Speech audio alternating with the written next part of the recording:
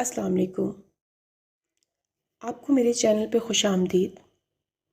Please میرے channel کو subscribe, like اور بیل آئیکن کو ضرور دبا دیجیے تاکہ میری ہر نئی آنے والی ویڈیو آپ کو موصول ہو جائے۔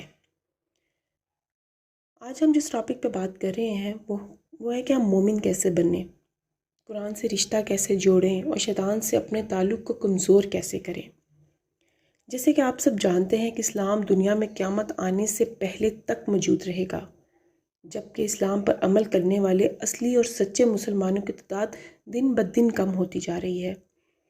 سوال پیدا ہوتا ہے کہ جب اسلام پر عمل کرنے والے ہی موجود نہ ہوں گے تو اسلام کیسے زندہ رہے گا؟ اس کا جواب یہ ہے کہ اسلام پورے کا پورا قرآن مجید میں موجود ہے اور قرآن حکیم قیامت تک اپنی اصلی اور صحیح حالت میں موجود رہے گا۔ اس کا ذمہ اللہ نے لیا ہے، چنانچہ جو لوگ آج قرآن کو سمجھ کر پڑھنے کے روادار نہیں ہیں وہ قرآن کے احکام کو جانتے ہی نہیں ہیں، ان پر عمل بھی نہیں کرتے۔ ایسے لوگوں کو قرآن کافر، مشرک، ظالم، فاسق کہتا ہے، چاہے وہ نام کے مسلمان ہی کیوں نہ ہو۔ یہ بات میں نہیں کہہ رہی، خود قرآن کہہ رہا ہے۔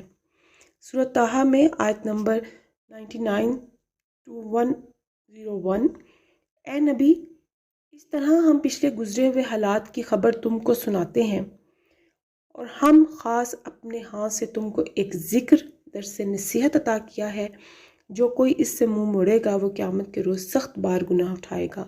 ایسے سب لوگ ہمیشہ اس کے وبال میں گرفتار رہیں گے اور قیامت کے دن ان کے لیے اس جرم کی ذمہ داری کا بوجھ بڑا تکلیف دہ ہوگا۔ کہا جا رہا ہے کہ قرآن ذکر یعنی نصیحت کرنے والا کلام ہے، اور جو اس کلام سے منہ موڑ آیا ہے یعنی اس کو سمجھ کر پڑھنے اور اس پر عمل کرنا نہیں چاہتا اور قیامت کے روز وہ وبال میں گرفتار رہے گا۔ جب اللہ کا یہ فیصلہ ہے کہ نبی کریم صلی اللہ علیہ وسلم ایسے انسان کی شفاعت کیسے کر پائیں گے؟ سورۃ انعام 158، اب اس سے بڑھ کر ظالم کون ہوگا جو اللہ کی آیات کو جھٹلائے، ان سے منہ موڑے۔ جو لوگ ہماری آیات سے منہ موڑتے ہیں انہیں ان کی اس روگردانی کی پاداش میں ہم بدترین سزا دے کر رہیں گے۔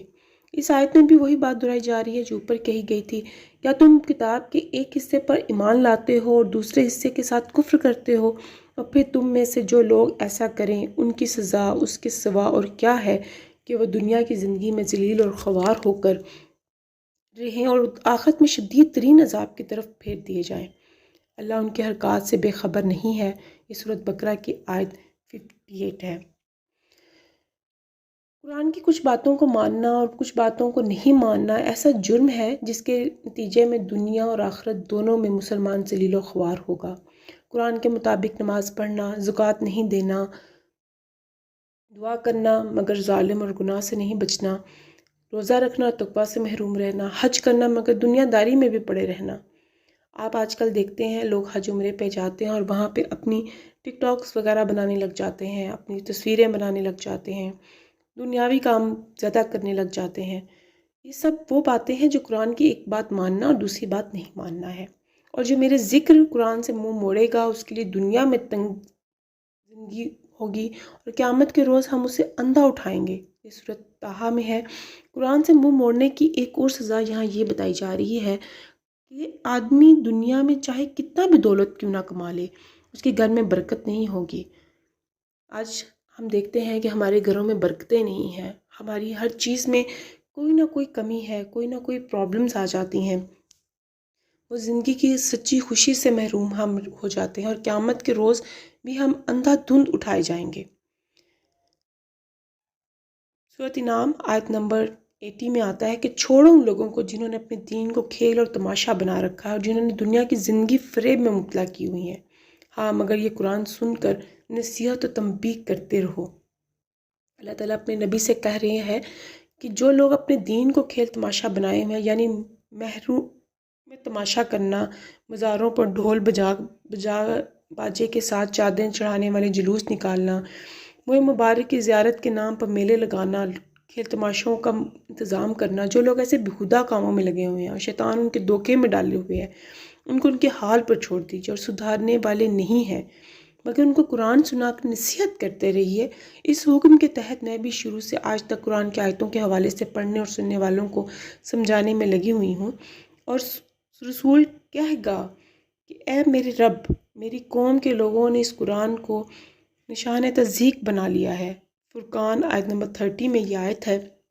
اس آیت میں کتنا سنگین اور ڈرانے والی بات کہی جا رہی ہے کہ وہ لوگ قرآن کو ثواب کے لیے پڑھیں گے، ہدایت کے لیے نہیں، اور وہ گویا قرآن کا مذاق بنا لیں گے۔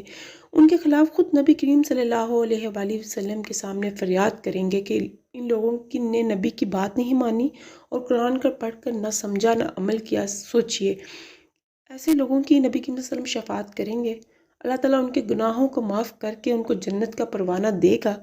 اب آگے دیکھیے، جو لوگ قرآن کو پڑھیں گے، سمجھیں گے، اس پر سچے دل و خلوص نیت سے عمل کریں گے، ان کے لیے کیا کیا خوشخبریاں نبی کریم صلی اللہ علیہ وسلم دے رہے ہیں۔ حضرت عائشہ سے روایت ہے کہ رسول صلی اللہ علیہ وآلہ وسلم نے فرمایا، یہ بخاری مسلم میں حدیث ہے، قرآن کا ماہر، قرآن کو لکھنے والا معزز اور پاکیزہ فرشتوں کے ساتھ ہوگا، اور جو شخص قرآن کو اٹک اٹک کر بڑی مشکل سے پڑھتا ہے اس کے لیے دوہرا اجر ہے۔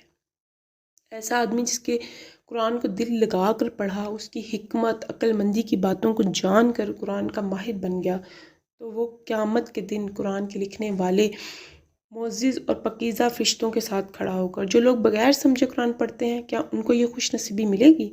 ایسا آدمی جس کو بچپن میں قرآن پڑھنے کا موقع نہیں ملا اور بڑی عمر میں اس کو قرآن پڑھنے کا شوق ہوا، لیکن کوئی حافظ یا مولوی اس کو قرآن پڑھانے کے لیے تیار نہیں ہوا کیونکہ وہ غریب محتاج تھا، حافظ یا مولوی کو تنخواہ نہیں دے سکتا تھا۔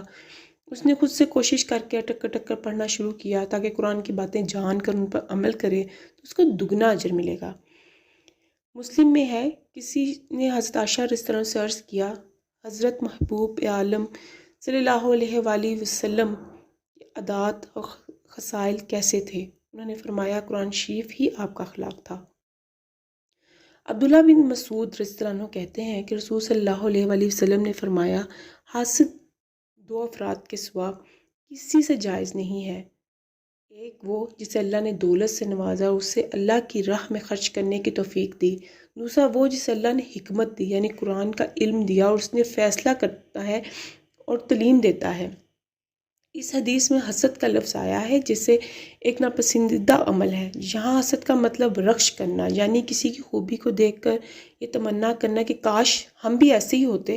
اللہ تعالیٰ نے بہت سے معاملات میں اپنے کچھ بندوں کو کچھ دوسرے بندوں پر فضیلت عطا کی ہے، جن کے پاس یہ نعمت نہیں ہے، وہ دوسروں کو دیکھ کر تمنا کرتے ہیں کہ کاش ہم بھی ایسے ہوتے۔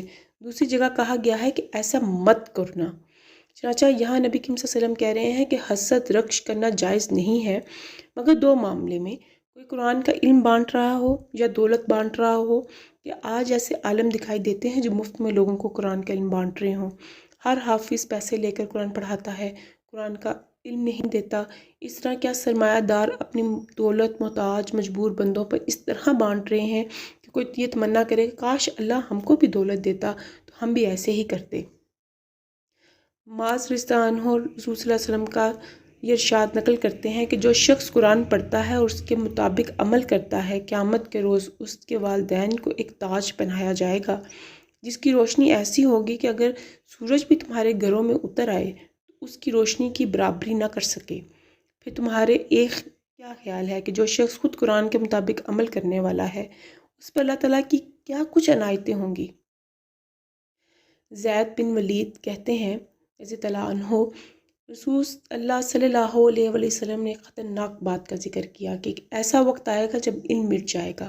میں نے کہا، اے اللہ کے رسول، علم کیوں کر مٹ جائے گا؟ جبکہ ہم قرآن پڑھ رہے ہیں، اپنی اولاد کو پڑھا رہے ہیں، ہماری اپنے بیٹے اپنی اولاد کو پڑھاتے رہیں گے۔ رسول صلی اللہ علیہ وسلم نے فرمایا، اے زید، میں تو تمہیں مدینے کا انتہائی ہوش مند آدمی سمجھتا تھا۔ کیا تم نہیں دیکھتے ہو کہ یہود نصارہ تورات اور انجیل کو کس قدر پڑھتے ہیں، مگر ان کی تعلیمات پر کچھ بھی عمل نہیں کرتے؟ ابن ماجہ میں یہ حدیث ہے۔ اب دیکھیں، یہاں سے وہ باتیں شروع ہو رہی ہیں جو پہلے قرآن کے آیتوں کے حوالے کے ساتھ بیان کی گئی ہیں۔ نبی کریم صلی اللہ علیہ وسلم فرما رہے ہیں کہ ایسا وقت آئے گا جب قرآن کا علم اٹھا لیا جائے گا، قرآن پڑھا تو جائے گا لیکن اس پر عمل نہیں کیا جائے گا۔ سوچئے، آج قرآن کو بغیر سمجھے بوجھے پڑھنے والے کتنے زیادہ ہیں، لیکن اس پر عمل کرنے والے نہیں ہیں۔ یعنی وہ وقت آ گیا ہے جب مسلمان یہودی قوم کی طرح اللہ کے عذاب کے حقدار بن چکے ہیں۔ عبداللہ بن مسعود رضی اللہ عنہ روایت کرتے ہیں کہ رسول صلی اللہ علیہ وسلم نے فرمایا، آخر زمانے میں ایک قوم نکلے گی جس کے افراد نوعمر اور سطح عقل والے ہوں گے، وہ قرآن پڑھیں گے لیکن قرآن ان کے حلق سے نیچے نہیں اترے گا، قرآن کی باتیں کریں گے لیکن وہ دین سے اس طرح نکل جائیں گے جیسے شکار سے تیر آر پار نکل جاتا ہے۔ یہ ترمذی میں ہے۔ آج قرآن پڑھنے کا رواج بہت زیادہ ہو چکا ہے۔ قرآن کی عربی سکھانے کا پروگرام دنیا بھر میں چل رہا ہے، جسے دیکھیں قرآن پہ باتیں کر رہا ہے، بغیر سمجھے اور جانے قرآن خوانی کا پروگرام تو صدیوں سے چلتا آ رہا ہے۔ لیکن کیا یہ سب لوگ قرآن کو سمجھ کر اس پر عمل کرنے کو تیار ہیں؟ اس بات کی طرف نبی کریم صلی اللہ علیہ وسلم نے پیشن گوئی کی ہے کہ قرآن حلق سے نیچے نہیں اترے گا، یعنی قرآن پر عمل نہیں ہوگا۔ حضرت سہیب رومی رضی اللہ عنہ بیان کرتے ہیں کہ رسول صلی اللہ علیہ وآلہ وسلم ارشاد فرماتے ہیں، وہ شخص قرآن پر ایمان نہیں لایا جس نے اس کی حرام کی ہوئی چیزوں کو حلال کر لیا۔ یہ ترمذی میں ہے۔ کتنے مسلمان ہیں جو قرآن کی حرام کی ہوئی چیزوں کو جانتے ہیں، اس سے بچتے ہیں، وہ جانتے ہیں کہ ان کا مال کب حرام ہو جاتا ہے۔